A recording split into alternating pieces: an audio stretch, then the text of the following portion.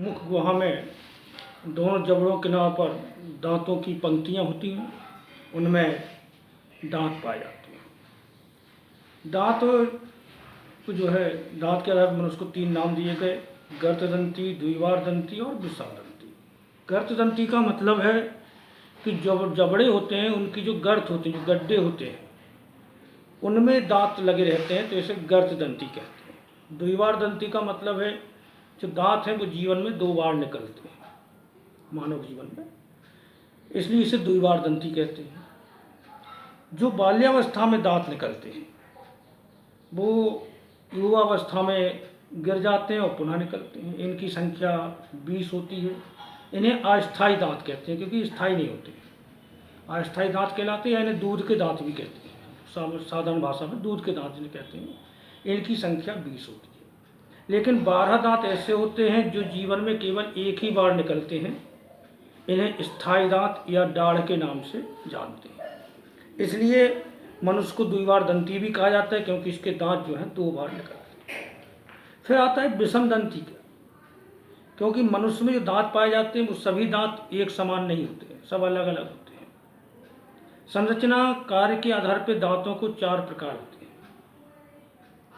सबसे पहले आता है कृंतक। कृंतक ठीक सामने होते हैं। देखिए, जो 16 दांत ऊपर है, 16 नीचे हैं। आधे जबड़े में यहाँ से यहाँ तक 8, यहाँ से यहाँ तक 8, इस तरह से होते हैं। तो आधे जबड़े की संख्या बताएंगे और फिर पूरी जबड़े की संख्या। कृंतक ये सामने वाले होते हैं, 4 यहाँ 4 ऊपर, ये इस तरह से ऊपर नीचे।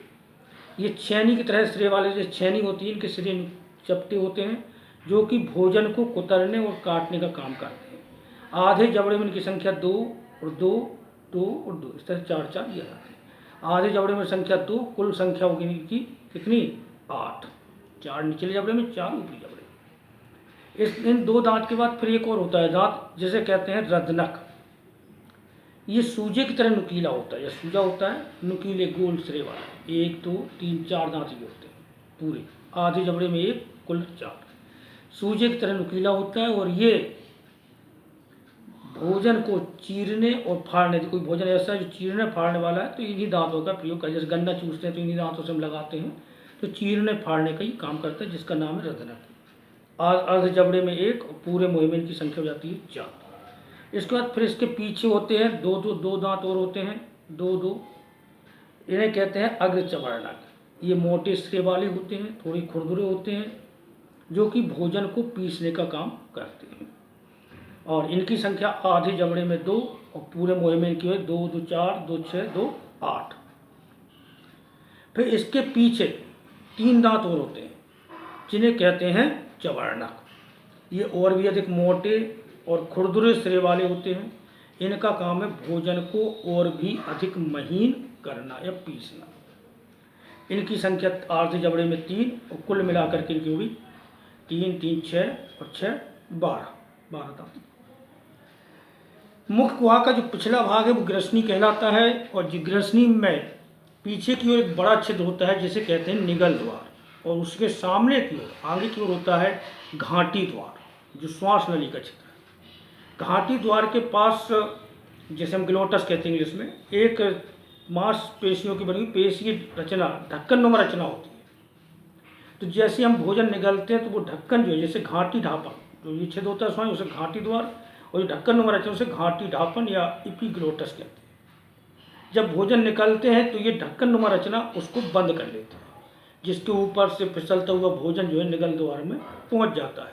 तो भोजन के कण श्वास नली में नहीं जा पाते और निगल करके भोजन सीधा पहुंच जाता है ग्रासनाल। ग्रासनाल 25 से 30 सेंटीमीटर लंबी नलिका होती है, जो कि बच्च गुहा, ये बच्च गुहा है, नीचे उदर गुहा है।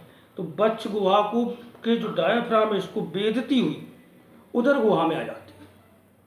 उदर गुहा में एक थैले जैसी रचना, चौड़ी रचना होती है, उसमें खुलती है, जिसे कहते हैं आमाशय।